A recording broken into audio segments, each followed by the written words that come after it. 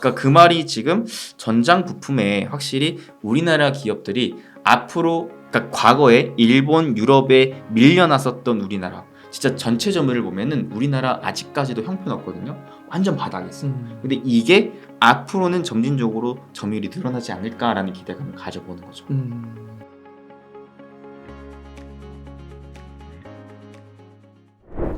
그 다음에 또 두 번째는 아마 이거는 많은 분들이 보지 말라고 해도 보고 싶어하는 주식일 것 같아요. 제약바이오입니다. 사실 개인 투자자분들께서 또 가장 좋아라 하는 주식 손꼽아라 하면 또 제약바이오 들어가거든요. 네. 왜냐면은 제약바이오는 특히나 가장 최근 코로나 때 엄청나게 좋았었잖아요. 그러니까 많은 분들이 야 제약바이오 진짜 하나만 잘 잡으면 이거는 진짜 로또 부럽지가 않다. 이 뭐 비트코인 부럽지가 않다. 이런 생각을 가지셔서 제약바이오 정말 좋아하시는데 근데 저는 개인적으로 제약바이오를 그렇게까지 선호하진 않아요. 실체가 없잖아요. 실적 찍고 우리가 보고 있는 건 아니니까. 그래서 그나마 제가 제약바이오를 보려면 실적을 좀 봐요. 근데 제약바이오를 여러분들이 공부를 잘 해보시면 이게 바이오보다도 좀 제약적으로 오시면은 어떠한 관점을 생각을 하실 수가 있느냐? 전 세계적으로 특히나 우리나라 같은 경우에는 건강보험에 대한 지출액이 계속 늘어나고 있는 국면이거든요. 이게 가장 근본적인 게 고령화 때문에 더 그래요. 고령화 때문에 가뜩이나 이제 노령화 인구가 점점 많아지는데 그에 따라서 건강보험 지출액이 늘어나고 있단 말이에요. 네. 그러면 이거를 결국 궁극적으로 누가 수혜를 받느냐? 제약업종이 수혜를 받아요. 돌고 돌아 제약업종이 수혜를 받는단 말이에요.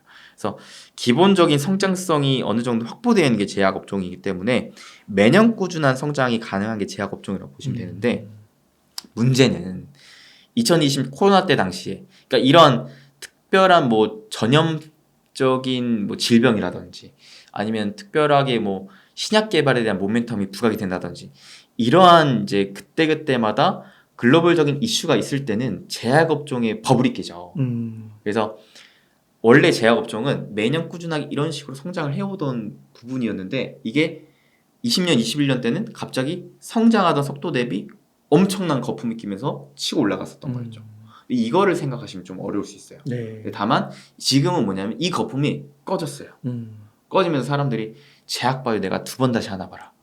막 이제 막 부글부글 끓면서 이제 쳐다도 안 보려고 하는 상황인지라 이게 막 고점 대비 8, 90%가 꺾였다는 거죠.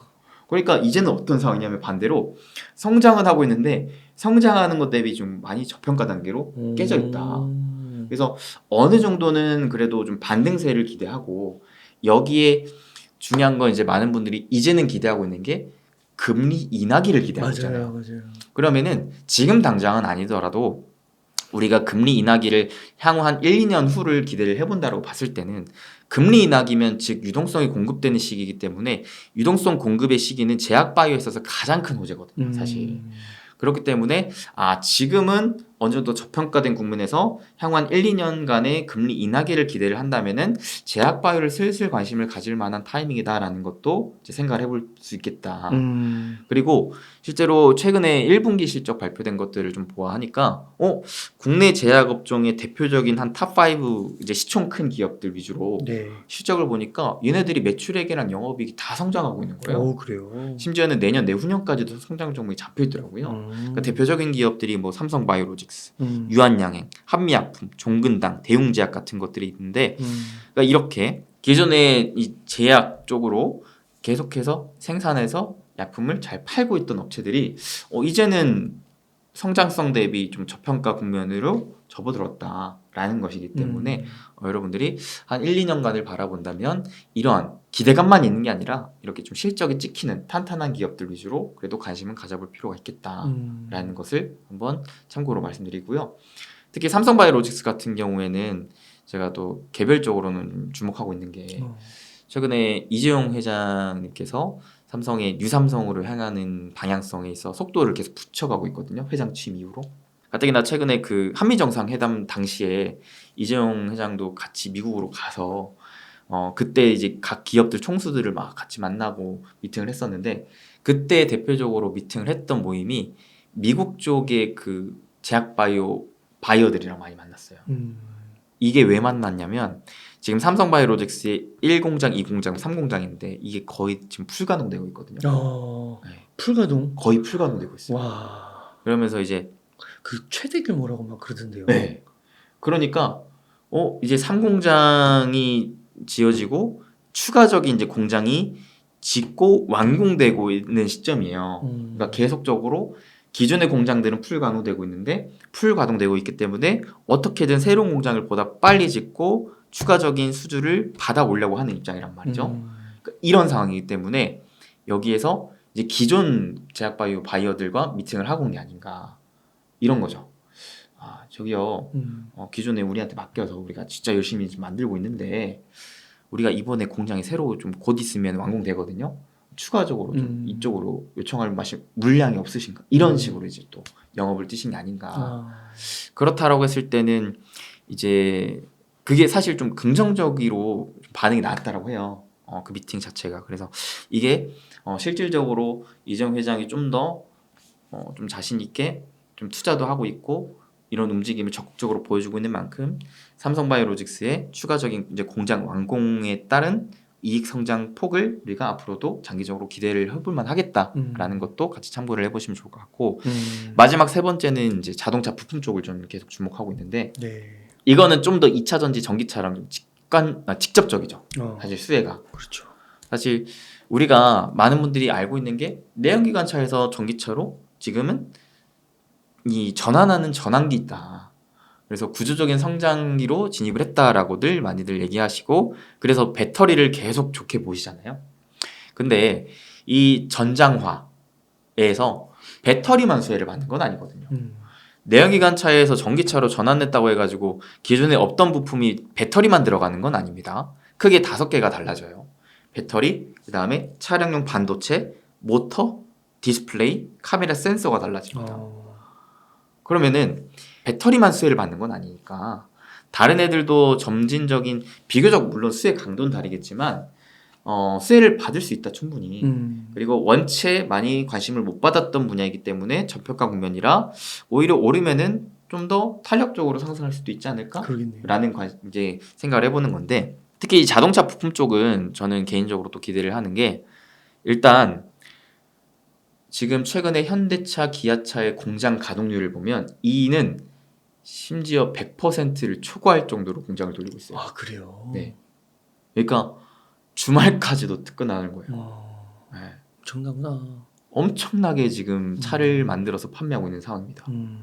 이게 가능한 가장 근본적인 원인이 애초에 코로나 이후로부터 전기차를 만들어 달라고 하는 이 고객들이 줄을 서 있었는데 자동차를 만들고 싶어도 만들 수가 없었거든요. 왜? 차량용 반도체가 부족했기 때문에. 그때에는 코로나 시대로 언택트 문화가 자리를 잡으면서 반도체를 여기저기서 진짜 못 사서 안 다닐 정도. 특히나 서버, 스마트폰, 그 다음에 저기 노트북 PC 특히 언택트 문화이기 때문에 우리가 집에서 근무를 해야 되면 컴퓨터가 없던 가정도 컴퓨터를 사야 되고 노트북을 사야 되잖아요.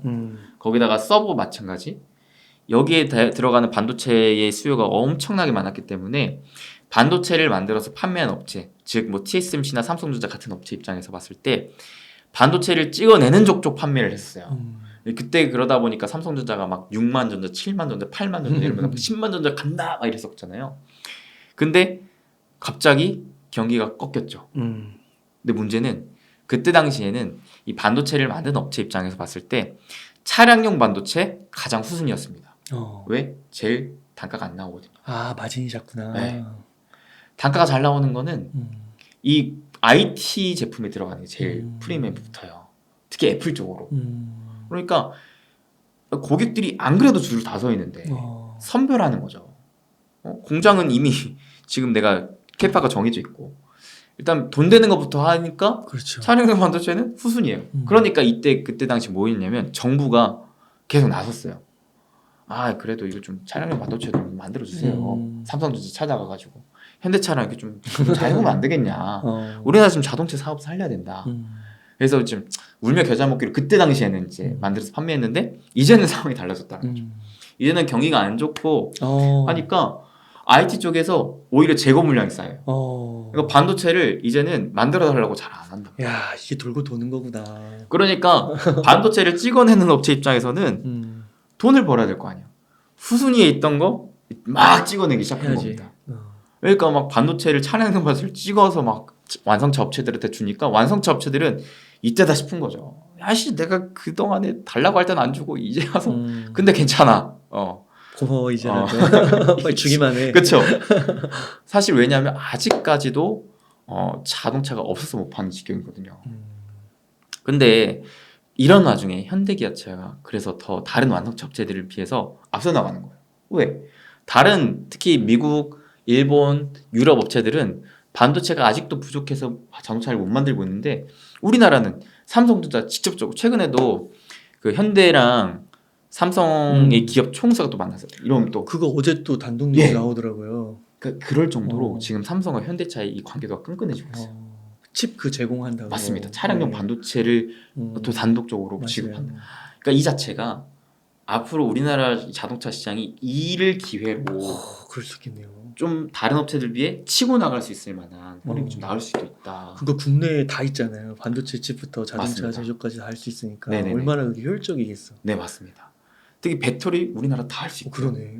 그 다음에 그 외의 전장 부품들을 우리나라 그룹 중에 누가 잘하냐면 LG 그룹이 제일 잘해요. 아 그러네요. LG전자. 네, LG전자도 그렇고 디스플레이는 LG 디스플레이 있죠. 카메라 센서 LG 이노텍 있어요. 그 다음에 이 헤드업 디스플레이라고 해가지고 이런 것들도 LG가 인수한 업체들이 또 잘하거든요. 그렇구나. 그러니까 LG가 딱 하나 못하는 게 반도체를 못해요.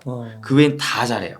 세계적으로 점유율도 많이 갖고 있어요. 근데 그 반도체는 삼성이 또 해준다고 하죠. 야. 그러니까 현대차 입장에서 이제는 든든한 아군 백이 야. SK 있고 LG 있고 삼성 있는 거예요.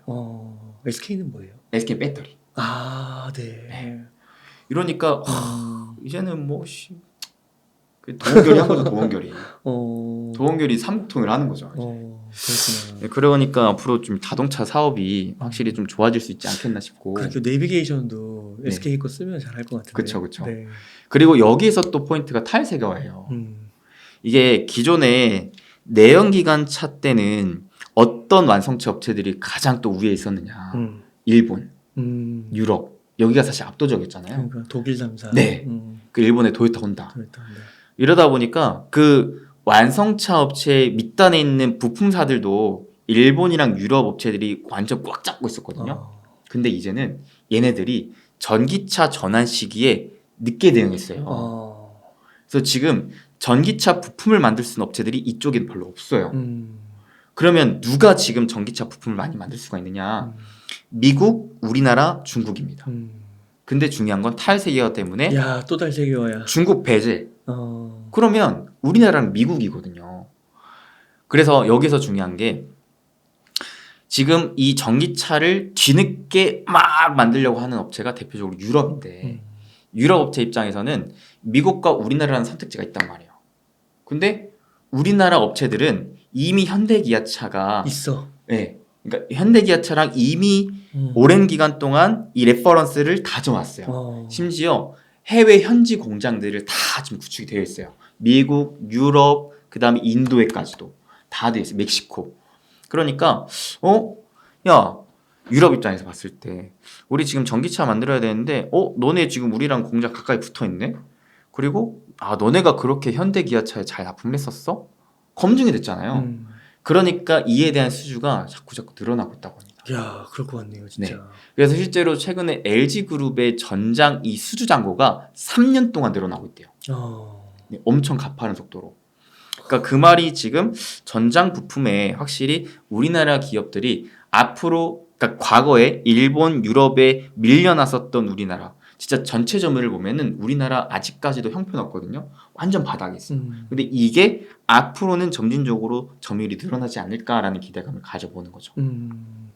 그래서 이런 전반적으로 봤을 때에 지금 안 그래도 공장 풀가동할 정도로 전자부품을 많이 쓰고 있는데 우리나라 업체 입장에서 여기에 새로운 고객들을 다변화하면서의 추가적인 성장성까지 띈다면 앞으로 좀 더 기대를 해볼 수가 있겠다라고 싶은 겁니다. 그럼 현대기아차나 LG전자나 좀 네. 눌릴 때 네. 또 사면 괜찮을까요? 그렇죠. 그리고 부품사들 마찬가지로 일단 기본적으로 현대기아차에 잘 납품을 하고 있는 업체들부터 보는 거죠. 특히 현지 공장화가 구축이 되어 있는 애들, 현지 법인화 이런 것들이 대표적으로는 최근에 그래서 사실 이런 애들 많이 올랐어요. 시총 작은 애들부터 많이 올랐거든요.